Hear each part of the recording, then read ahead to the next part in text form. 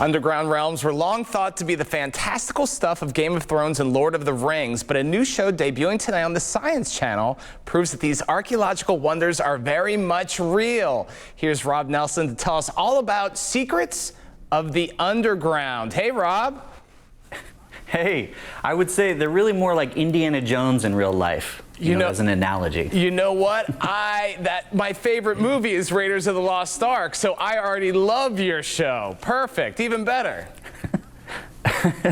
Yeah, you know, it's weird. As a kid, he was definitely my hero. I even wrote to him in class, like, you were my hero. I never got a note back. But now that's kind of what this whole show is. Kind of walking in Indiana Jones' footsteps, so to speak. Yeah, so tell us about the first episode tonight. Yeah, so tonight is really interesting. We're looking at a couple different things. One is Al Capone's secret passageways, and that's in Louisville, Kentucky. Basically, he would always escape authorities. Nobody knew how he did it. The legend was that he would escape through tunnels. And so we went to some of these hotels downtown, brought some technology, and scanned the area, and I think we discovered where he was escaping from. I mean, that's really the essence of the whole show. We're using technology to answer these really interesting science problems, things that people haven't been able to discover before, because you can't just like take a looking glass and look underground. It's pretty difficult to find tunnels. Yeah, can you tell us about the underwater Stonehenge?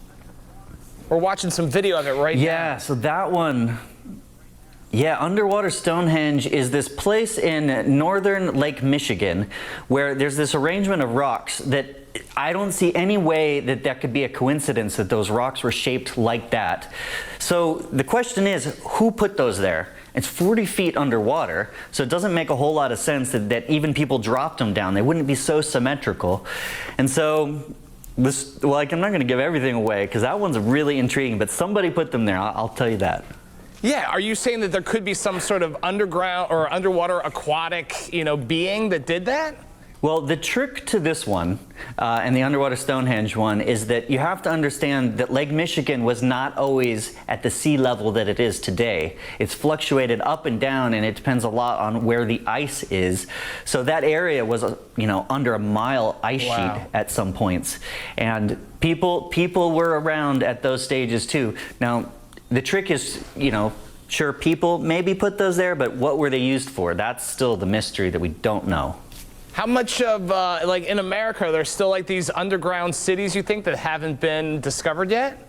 Well, underground cities maybe is a little bit of a stretch, but I think one thing people don't understand is that when Native Americans were here before European colonists came, they had covered, this entire place. So if you dig up any inch of ground in America, you're going to get artifacts.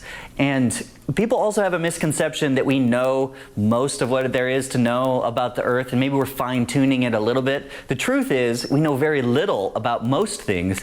Once you take some little piece of science and you're like, oh, I wonder what we know about this, you realize we know nothing. Yeah. And that's kind of like in this new world of looking underground, we know nothing. Hey, Rob, thank you so much. This show sounds absolutely fascinating. Yeah. Secrets of the Underground premieres tonight on the Science Channel. Yep, thanks. Hey, thanks, Rob. Okay.